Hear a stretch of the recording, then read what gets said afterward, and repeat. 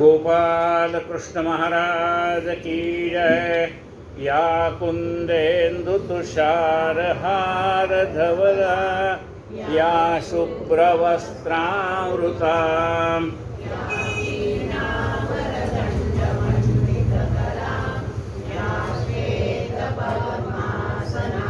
या ब्रह्माच्युत शंकर प्रभृतिभिर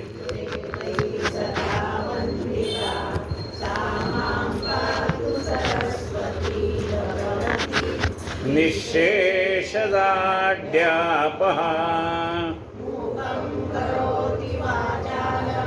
पंगुं लंघयते गिरिं परमानन्दमाधवम्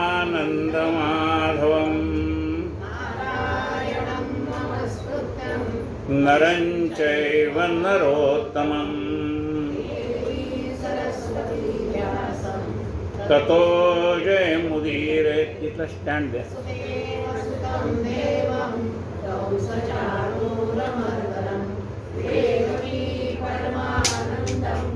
कृष्णं वन्दे जगद्गुरुं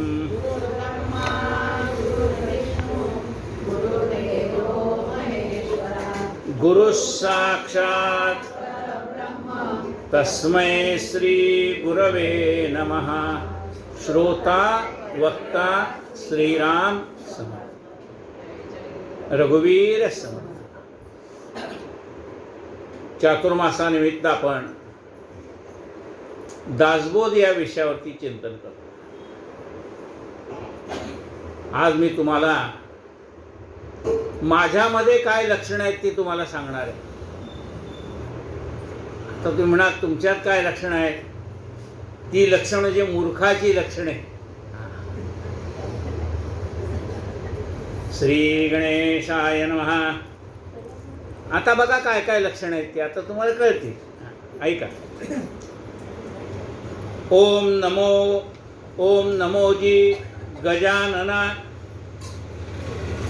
एकदंता त्रिनयना कृपा दृष्टी भक्तजना अवलोकावे श्रीराम. तुझनमो वेदमाते श्री शारदे ब्रह्मसुते अंतरी वसे कृपावंते स्फूर्तिरूपे श्रीराम. मंगलमूर्तीला वंदन केलंय, त्याची कृपादृष्टी पाहिजे. वेदमाता सरस्वतीला वंदन केलंय की तू माझ्या अंतःकरणामध्ये स्फूर्तिरूपाने वास करतेस. वंदोने सद्गुरु चरण करुणी रघुनाथ स्मरण. वंदोने सद्गुरु चरण. काय केलंय? गुरुना वंदन केलंय. कारण आपल्याला जे ज्ञान प्राप्त होतं ते गुरुशिवाय प्राप्त होत नाही. गुरु बिन ज्ञान कहाँ से पावो. रघुनाथ रामाला स्मरण केलंय. कशासाठी? आता जे वर्णन केलं जाणार आहे मूर्ख लक्षण, हे कशासाठी आहे? तर हे आत्मचिंतनासाठी. खुर्ची घ्या, बसा, तिथं बसला तरी चालेल. आत्मचिंतनासाठी. म्हणजे यातला एखादा दुर्गुण आपल्याकडे असेल तर हे तिथले जरा स्टुलन तिकडे नेऊन ठेवले मागे.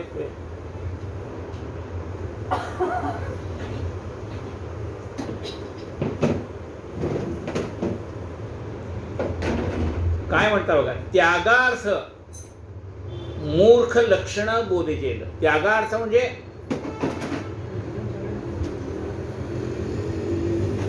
यातलं एखादं अवलक्षण आपल्याकडे असेल तर त्याचा त्याग करायचा.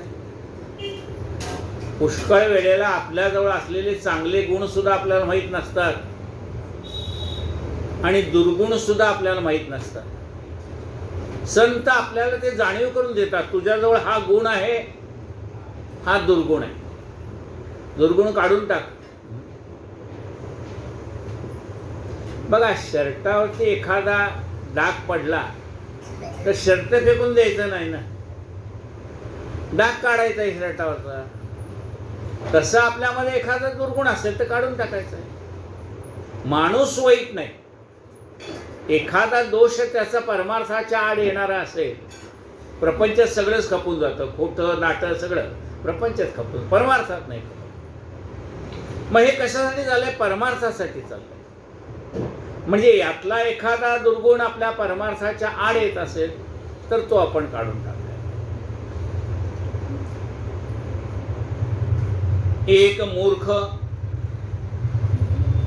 एक पडत मूर्ख. म्हणजे एक मूर्ख आहे म्हणजे काय, त्याला काहीच कळत नाही, त्याला मूर्ख म्हणलं ठीक आहे. अहो, कळतच नाही त्याला, आपण काय करणार?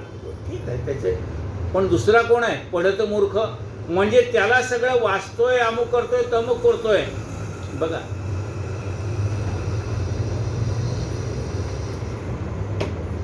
पुण्याचं फळ म्हणजे स्वर्ग आणि पापाचं फळ म्हणजे नरक. बरोबर आहे? दुर्योधन कृष्णाला सांगतोय की कृष्णा, मला हे कळतंय, काय वाईट वागणं चांगलं नाही, मला कळतंय, पण माझी वृत्ती अशी झाली की मला त्यातनं बाहेर पडता येत नाही. चांगल्याचं फळ चांगलं हे मला कळतंय, मला चांगल्याचं फळ पाहिजे, पण मला चांगलं काम करायचं नाही. मला वाईटाचं फळ नको, पण वाईट काम करायचंय. असं म्हणजे पुण्याच्या फळाची अपेक्षा असेल तर सत्कर्म करायला पाहिजे.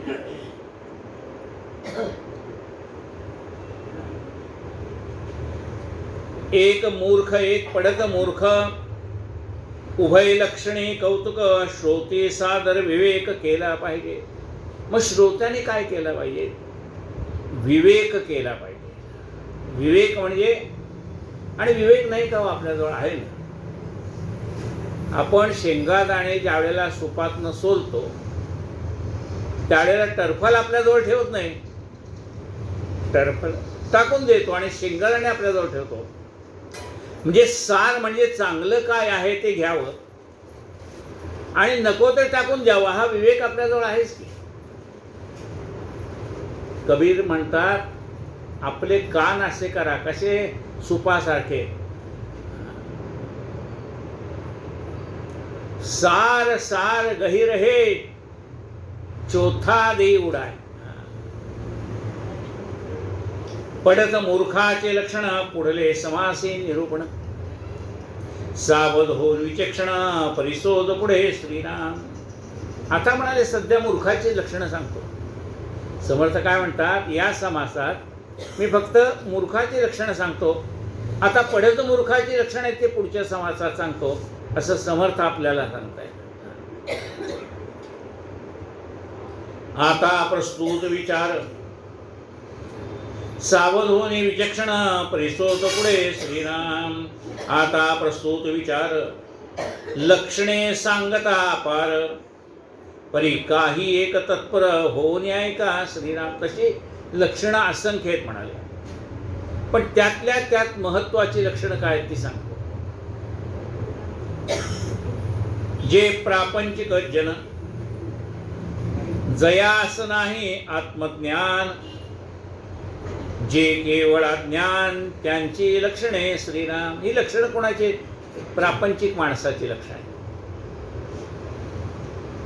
जे प्रापंचिक जन, जयास नाही आत्मज्ञान, ज्याला आत्मज्ञान अजून झालेलं नाही, म्हणजे अजून तो काय प्रापंचिकच आहे. जयास नाही आत्मज्ञान म्हणजे अजून कसा आहे, तो अज्ञानी आहे, अजून त्याला ज्ञानाची प्राप्ती व्हायची. मग आत्मज्ञान तर पुढची गोष्ट आहे, पण निदान ज्ञान पण नाही आणि आत्मज्ञान पण नाही. काय आता ही लक्षणं आहेत पहा. जन्मला जयाचे उदरी, तयासी जो विरोध करी. ज्याच्या पोटी जन्माला आलाय त्याच्याशीच भांडण करतो, आईबापाशी भांडण. जन्माला आलाय का नाही पोटाला, लहानपणापासून पायावरती उभा राहितोपर्यंत बाबा वाक्यम प्रमाण, म्हणजे बाबा म्हणतील ते प्रमाण असं होतं त्याला. कमवायला लागत नाही तो बरोबर आहे. आणि एकदा का कमवायला लागला की काय म्हणतो, बाबा तुम्हाला काही कळत नाही, गप्प बसा. आई तुला काही कळत नाही, गप्प बस. बघा काय म्हटलंय, जन्मला जयाचे उदरी तयासी जो विरोध करी. आता मुले इतके दिवस आमच्याशी चांगला वागणारा मुलगा आज असा का वागायला लागला. बघा, सखी मानली अंतुरी तो एक मूर्ख स्त्रीराम. आहारी गेला. आता पुरुषाचं काय होतं माहिती का, अडकीत त्यातली सुपारी होती. म्हणजे तो जर आईचा ऐकायला लागला तर बायको म्हणते माझ्याशी लग्न कशाला केलं, तर राहायचं होतं, तसा ब्रह्मचारी राहायचा. आईन तू राह तिकडे. बरं बायकोचं ऐकावं, आई म्हणते बघा आजपर्यंत माझं ऐकत होतं, आता माझं ऐकत नाही. पण त्याची कुचंबणा होते. पण मग ऐकायचं किती हे कळणं याला विवेक म्हटलंय. ऐकू नये असं आहे का, अहो तिच्याशी लग्न केलं म्हणजे तिचं ऐकायलाच पाहिजे की. मग तिला सांगायचं की आई वडील किती दिवस राहणार आहेत, 10 वर्ष 20 वर्ष 25 वर्ष, नंतर तिजोरीची किल्ली तुझ्याकडेच यायची. या 10 वर्ष 20-25 वर्षासाठी कशाला आई बाबाशी वाटते. म्हणजे तिला नीट व्यावहारिक ज्ञान आहे. मिळणार आहे का नाही तिजोरीची चावी आपल्याकडे, काही दिवसांनी मिळणारच आहे. मग तेवढा वेळ तू सहन कर असं नीट समजून सांगता येतं. सांडोने सर्व घे गोत स्त्री आधीन जीवित सांगे अंतरीची मात तो एक मूर्ख श्रीराम. काही गोष्टी सांगायच्या, काही गोष्टी सांगायच्या नाही असं असतं. महा बडबड बडबड. आता आपल्या घरातली पूर्वीची काही भांडणं आहेत ती कशाला सांगायची. मग ते तेवढ्याचाच आधार घेतात. काय आपलं झाकली मूठ 1.25 लाखाची ठेवायची. परस्त्रीशी प्रेमाधरी श्वशुरगृही वास करी कुळे वीण कन्यावरी तो एक मूर्ख श्रीराम.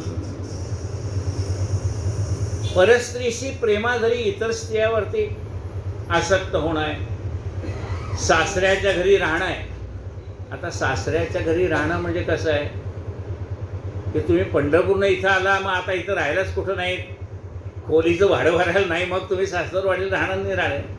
पण तुम्ही स्वतः कमवायला लागलाय, तुमचं तुम्ही एखादी खोली घेऊन भाडं भरू शकता, त्यावेळेला कशाला सासरवाडीला राहायचंय. मग हे ज्याला कळत नाही तो मूर्ख. परस्त्रीशी प्रेमाधरी श्वशुरगृही वास करी कुळे वीण कन्यावरी तो एक मूर्ख श्रीराम. या ज्या मुलीशी आपल्याला लग्न करायचे तिच्यावर संस्कार कसे आहेत हे पाहायला पाहिजे का नाही. समर्थावरी अहंता अंतरिमाने समता सामर्थ्य वीण कधी सत्ता तो एक मूर्ख श्रीराम. समर्थावरी अहंता, आपल्यापेक्षा जो पैशाने मजबूत आहे, ज्याच्याकडे सत्ता भरपूर आहे, ज्याच्याकडे मनगडातलं बळ भरपूर आहे, त्याच्याशी वैर करून चालेल का, नाही चालणार. पण एवढं ज्याला कळत नाही तो मूर्ख. आपल्यापेक्षा वरिष्ठाशी वैर करू नये.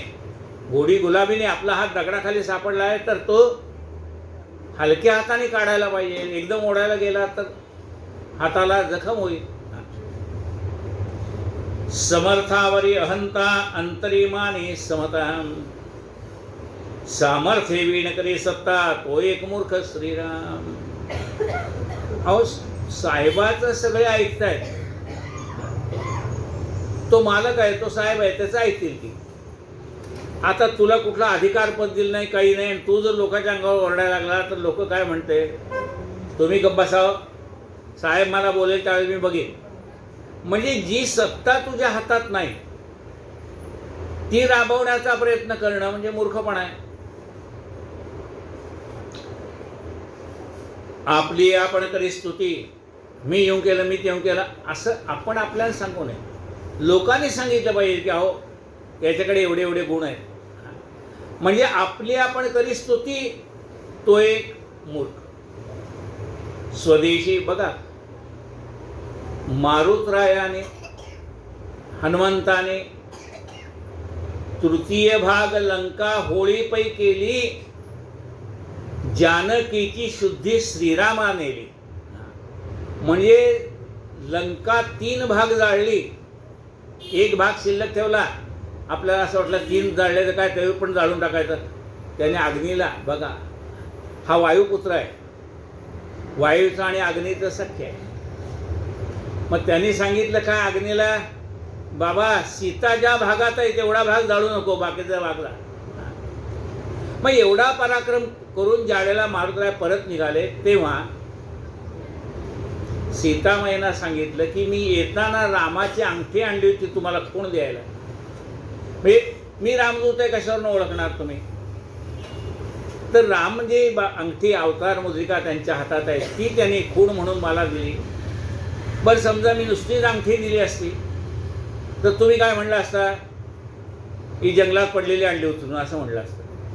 म्हणून मी रामाला अंतरखूण विचारले की जी गोष्ट तुम्हाला आणि सीतेला माहीत आहे अशी गोष्ट तुम्ही मला सांगा, मग सीता ओळखेल की हा नाही ही गोष्ट फक्त रामालाच माहिती होती, मग मी रामदूत आहे तिचा विश्वास बसेल. मग रामचंद्राने हनुमंताला सांगितलं की मी कैकेयीच्या घरातनं निघताना वल्कल धारण केली होती आणि ती जाडी भरडी वल्कल तिला नेसता येत नव्हती कुणाला, सीतेला. नेहमीच कांजीवरम नेसायची सवय तिला, आता ती जाडं वर्ण नेसणं. मग सोळं नेसताना जसं आपण नेसून दुसऱ्याला दाखवतो की असं असं नेस, तसं म्हणाले मी माझे ती काही वल्कल होती ती तिला नेसून दाखवली की अशा पद्धतीने नेस म्हणजे मग तुला त्रास होणार नाही. मग हे कुणाला माहिती होतं? हे रामाला सीतेला माहीत होतं. सीतेला खूण पटली. म्हणलं आता मी परत चालू आहे. सीतेने विचारलं तू एवढा मोठा सागर उल्लंघून आलास, एवढं सामर्थ्य तुझ्याकडनं कुठे आलं? तो म्हणला हे माझं सामर्थ्य नाही, ती रामाची अंगठी होती ना त्याच्या बळावर मी तरुण आलो म्हणाले. बघा केवढा.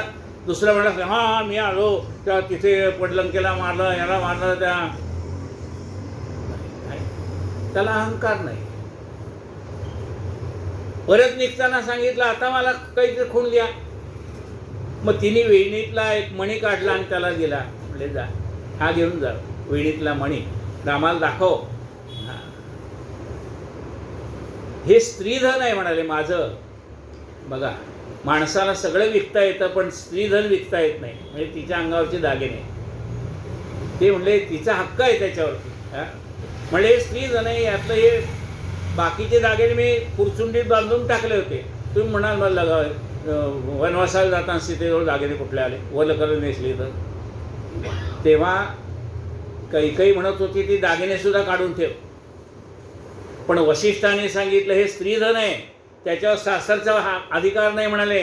ते तिचंही धन, तिच्या आई वडिलांनी तिला दिलेलं आहे, त्याच्यावर तिचा अधिकार आहे.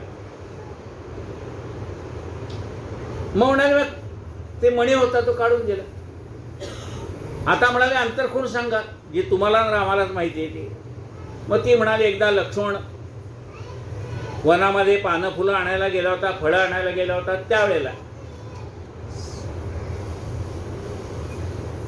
मी रामाच्या मांडीवरती डोकं ठेवून झोपले होते आणि रामाने चंदन उगाळून मला लावला चंदन कपाळाला, कारण डोकं फार दुखत होतं. चंदन म्हणजे काय थंड आहे.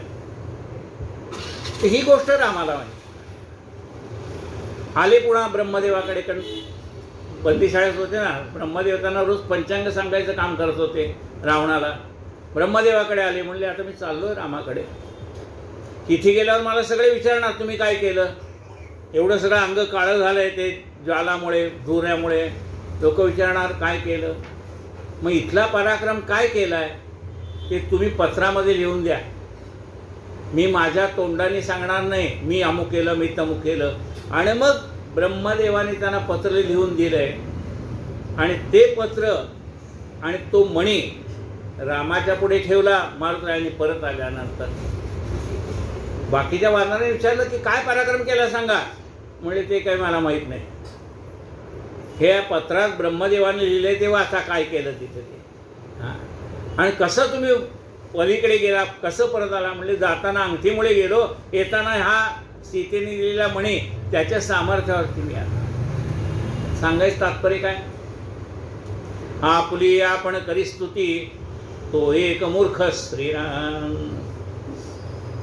स्वदेशी भोगी विपत्ती, सांगे वडिलांची कीर्ती, तो एक मूर्ख. स्वदेशी भोगी विपत्ती, आपल्याला वाईट काळ आला ना, मग तो देश सोडून दुसऱ्या देशात जाऊन नवीन व्यवसाय करावा. काय म्हटलंय? जिथे मोती वेचले तिथे गौऱ्या वेचू नये. दुसरीकडे जाऊन व्यवसाय करावा, तिथं आपल्याला कोणी ओळखत नसतं. जिथे श्रीमंती दिवस काढले तिथं गरिबी दिवस काढणं ते मनाला खंत वाटणार आहे. मग काय म्हटलंय बघा, स्वदेशी भोगी विपत्ती, सांगे वडिलांची कीर्ती, तो एक मूर्ख. म्हणजे वडिलांची कीर्ती सांगणारा मूर्ख असं नाही. आता आपल्या वाडवडिलांनी काय केलं आपण सांगणारच ना, त्याला नाही म्हणत. हे सांगे वडिलांची कीर्ती याचा अर्थ त्यांनी एवढं केलंय पण मी काहीच करणार नाही. मग काय म्हटलं, कशाला नुसतं कशाला त्यांची स्तुती करतो? त्यात तू काय भर घालतोयस का? त्यांनी 1000 लोकांना मदत केली, तू 2 लोकांना तर करतोयस का? तुझ्या शक्तीने कर. मग ते काहीच करत नाही, नुसतं आमच्या वडिलांनी 1000 लोकांना मदत केली, सांगण्यात काय अर्थ आहे? सांगे वडिलांची कीर्ती, तो एक मूर्ख श्रीराम. अकारण हास्य करी, काही कारण नसताना हसणं. आपण काय एखादा विनोद झाला, एखादा काही झालं, तो हसणं येणं साहजिक आहे. पण काहीच कारण नाही, उगे हसायला लागला, लोक वेडा म्हणतील ना. अकारण हास्य करी, विवेक सांगता न धरी. बरं, कोणी 4 चांगल्या गोष्टी सांगायला गेलं, याची ऐकण्याचीच तयारी नसते.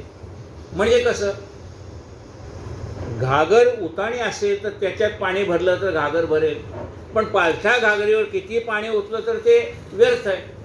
तसं याला कितीही चांगलं सांगायचा प्रयत्न केला तर याची ऐकायचीच तयारी नसते. विवेक सांगता न धरी, जो बहुतांचा वैरी, तो एक मूर्ख श्रीराम. म्हणजे जगामध्ये मित्र जोडावेत, शत्रू कमी करावेत, वाढवू नये.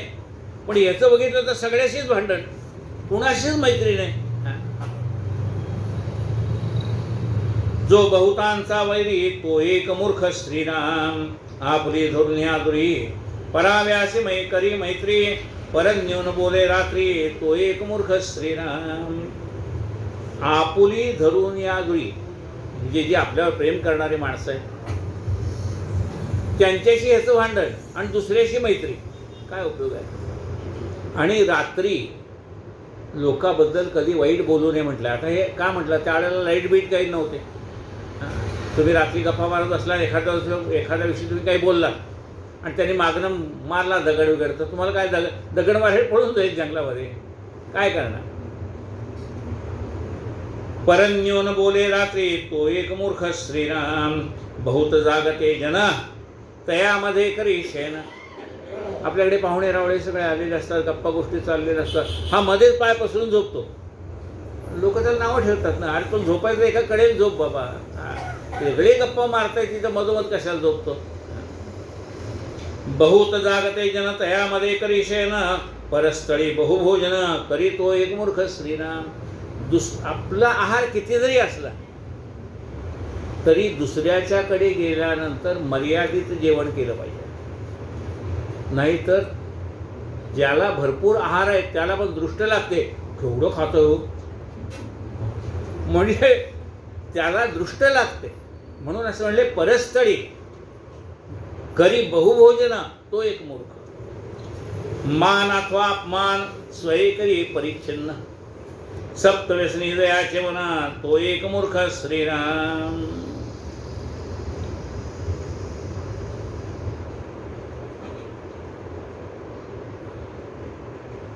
आपला काही ठिकाणी आपल्याला मान मिळतो, काही ठिकाणी आपला अपमान होतो. एक वेळ मान लोकाला सांगावा पण अपमान कुणाला सांगू नये. तिथं मी गेले आणि त्यांनी मला काही किंमतच दिली नाही, बाकी ह्याला कशाला सांगायचं नाही. म्हणजे आपला जर कुठे अपमान झाला तर तो कुणाला सांगू नये असं म्हणतात. सप्तव्यसनी जयाचे मन, तो एक मूर्ख श्रीराम. 7 प्रकारची व्यसनं आहेत. द्यूत आहे, वेश्यागमन आहे, चोरी आहे, चहाडी आहे, परदारागमन आहे, लहान पक्षी त्यांना झुंज लावून देणं, असली जी व्यसनं आहेत किंवा कोल्हाटणी जी गाणी, अशी 7 व्यसनं आहेत. ते अशा व्यसनाच्या आहारी जाणाऱ्या मनुष्याचं काय होतं बघा. कालच एके ठिकाणी ऐकलं, कीर्तनात होतं का फेसबुकला का कुठतरी ऐकलं. काय ऐकलं, म्हणाले धनाचा संचय करू नका. म्हणजे संचय नाही करायचं तर काय करायचं, मुलाबाळासाठी ठेवायचं आहे ना, संचय नाही करायचं तर कसं. नाही म्हणले तुमच्या म्हातारपणापुरतंच ठेवा, मुलाबाळांसाठी ठेवता असं नाही. म्हणले का? म्हणले मुलगा जर तुमचा संस्कार संपन्न असेल तर त्याला तुमच्या पैशाची गरज नाही ना, तो स्वतः कष्ट करून मोठा होईल. बरं म्हणले ज्याला व्यसनच आहे त्याच्यासाठी किती पैसा ठेवला तरी कमीच आहे, काय उपयोग आहे म्हणले त्याला. ज्याच्यावरती चांगले संस्कार आहे तो स्वतःच्या लाथ मारेल तिथं पाणी काढेल, असंच त्याचं आहे. आणि ज्याला व्यसनच आहे त्याच्यासाठी कितीही पैसा ठेवला तरी शिल्लक राहणार नाही. मग म्हणले काय करायचे? मग म्हणले जे आहे ते एक तर सत्कर्मात खर्च करा, जे काही आपल्याला वृद्धाप्य काळासाठी आवश्यक आहे तेवढं ठेवा. घरी विवेक उमजे आणि सभेमध्ये लाजे. घरी सगळ्या चांगल्या गोष्टी बोलतो, पण कुठं मीटिंग आहे काय आहे तिथं 2 शब्द बोला म्हणले की नको नको नको मी नाही बोलत का. आणि मग घरी एवढा बडबड करतो, मग तिथं जाऊन 2 शब्द बोल की बाबा नाही. घरी विवेक उमजे आणि सभेमध्ये लाजे, शब्द बोलता निर्बुजे तो एक मूर्ख श्रीराम. आपणाहून जो श्रेष्ठ, आपणाहून जो श्रेष्ठ तयासी अत्यंत निकट, शिकवण्याचा माने वीट तो एक मूर्ख श्रीराम. आपणाहून जो श्रेष्ठ, आपल्यापेक्षा जो श्रेष्ठ आहे ना त्याचा मान आपल्याला राखता आला पाहिजे, त्याची बरोबरी करायला जाऊ नको. बघा कसं आपण सगळे गजाननचे ग्रंथ वाचतोच. मारुती रामरूप झाला परी रामा सन्निध नाही बसला, तो उभाच पहा राहिला कर जोडून रामापुढे. आपणाहून जो श्रेष्ठ ते असे अत्यंत निकट, शिकवण्याचा मानवीट तो एक मूर्ख श्रीराम. नायके त्याशी शिकवी, ज्याची ऐकायचीच तयारी नाही त्याला सांगून काय उपयोग. त्याला सारखं रोज शिकवायला जातो, अरे तू असं कर, अरे तू तसं कर. तुला खोकला येतं ना, मग म्हणले तू असं हे उकळून पी, ते उकळून पी, अमुक करतो. तो अजिबात काही करत नाही, हे आपलं रोज सांगते. काय उपयोग आहे त्याचा? काय म्हणतं का? नायके त्याशी सांगी, ज्याची ऐकायचीच तयारी नाही, ज्याला स्वतःचं आरोग्य स्वतःला कळत नाही, त्याच्या पुढे काही डोकं फोडणार का? नायके त्याशी सांगी, नायके त्याशी शिकवी, वडिलाशी जाणीव दावी, जो अर्जास गोवी तो एक मूर्ख श्रीराम.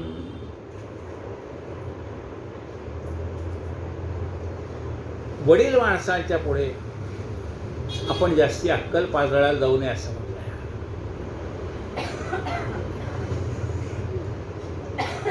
एकाएक एकसरा झाला विषयी निलाजरा, मर्यादा सांडून शैरा वर्ते तो एक मूर्ख श्रीराम.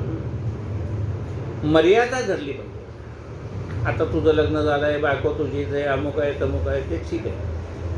पण आपल्याकडे वाडवडील मंडळी आहेत, त्याच्या देखत बायकोच्या गाड्यात हात मारून हात घालून आत आला बाहेर चालला तर कसं आहे, तुझी बायको कोण पळून नेणार आहे. पण मान मर्यादा आहे का नाही. वडिलांच्या समोर आपल्यापेक्षा वडील माणसं घरात आहेत, त्यांच्या समोर आपल्या पत्नीचे आपलं वर्तन कसं असायला पाहिजे.